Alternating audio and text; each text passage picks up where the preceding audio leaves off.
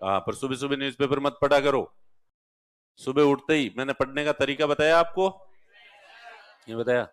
सुबह उठते ही पलंग से पैर नीचे रखने से पहले भले 5 मिनट, 10 मिनट या 15 मिनट कल क्या पढ़ा था उस चीज को रिकॉल करो, और उसके बाद फोन भी देखो और पलंग से पैर भी नीचे रखो, पानी भी बाद में पियो, कुल्ला भी बाद में करो, टॉयलेट भी बाद में करो। पलंग पे बैठे हुए 5 मिनट ही सही, क्योंकि दिन की बोनी अच्छी करोगे तो पूरे दिन स्वाभाविक रूप से आपके माइंड में पढ़ाई की बातें जो है वो रिवीजन होगी। पढ़ने से पढ़ाइयों घना भलावना नहीं वह भया।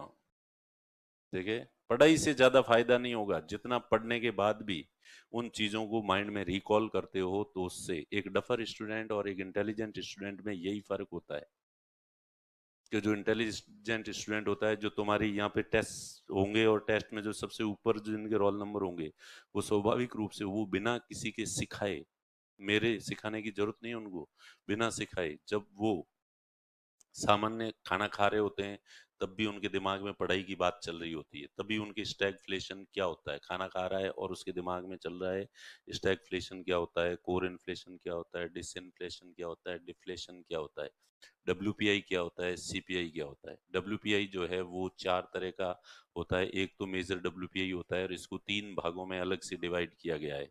प्राइमरी आर्टिकल्स जो बुनियादी आवश्यकता की चीजें हैं उसमें 117 आर्टिकल चीजें की गई है, उनकी महंगाई अलग से मापी जाती है ताकि वो कितनी महंगी हुई है।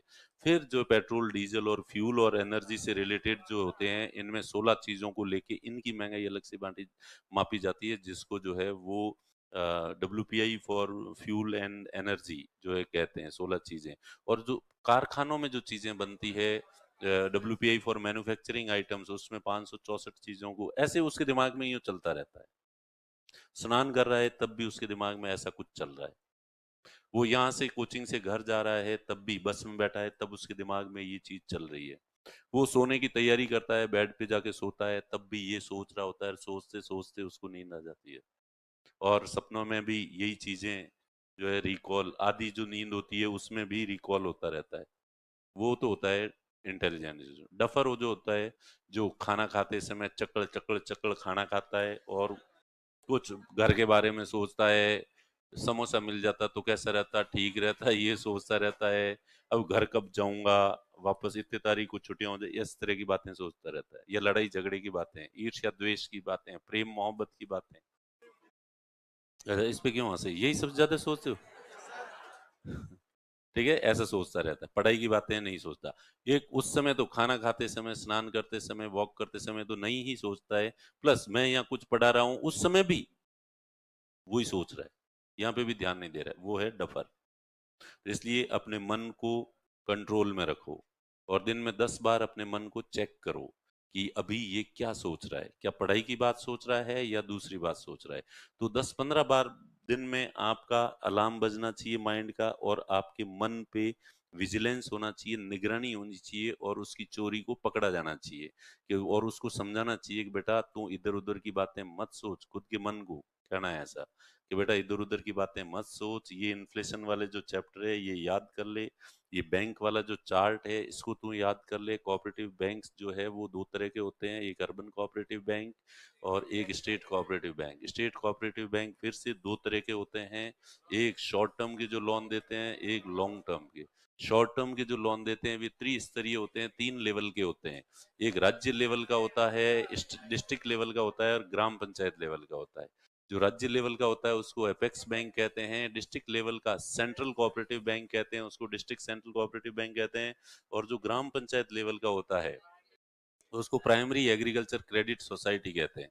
और जो लॉन्ग टर्म के लोन देते हैं उनको भूमि विकास बैंक कहते हैं, ये टर्म सुनी हुई होगी, भूमि विकास बैंक, लैंड डेवलपमेंट बैंक कहते हैं। उसमें एक होता है स्टेट लैंड डेवलपमेंट बैंक, और एक होता जिले के स्तर पे होता है प्राइमरी लैंड डेवलपमेंट बैंक। तो इस तरह से जो है आपके मन में थॉट्स चलते रहने चाहिए, और ऐसे थॉट्स चलते हैं तो आपको सफल होने का हक है।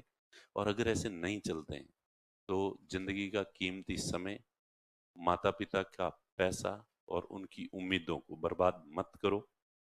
अभी भी समय है, तुम्हारे माजने जिस तरीके के हैं उस तरीके का कोई न कोई जॉब तुम्हारे लिए होगा और उस रास्ते पे चले जाओ, क्योंकि यहाँ ये जो जीवन का सबसे बेशकीमती समय है, ये सबसे मूल्यवान समय है, जहां पे तुम्हारी जिंदगी पूरी तरह से बदल सकती है। के बाबू रेल मैन के बाबू जेल में। तो इससे पहले तुमने मेहनत की है नहीं की है कोई मायने नहीं रखते, कोई खास फर्क नहीं पड़ता। हम इस तरह से पढ़ा रहे हैं, आपने नोटिस किया होगा कि जैसे तुम्हें कुछ भी नहीं आता, तुम सिर्फ साक्षर हो, साक्षर होने के अलावा तुम्हें कुछ भी नहीं आता, इकोनॉमी में तुम जीरो हो, उस हिसाब से समझा रहे हैं, पढ़ा रहे हैं, ताकि तुम्हें समझ में आ जाए। इसलिए पहले भले ही नहीं भी पढ़ाई की है, कोई दिक्कत नहीं है, बहुत अच्छी चीज है। कोरे कागज पे लिखना बहुत आसान है, पहले से भरा हुआ कागज होता है, उस पे लिखना बहुत मुश्किल है। इसलिए थोड़ा बहुत तुमने पहले पढ़ाई की है तो वो हमारे लिए और तुम्हारे लिए दोनों के लिए मुश्किल की बात है।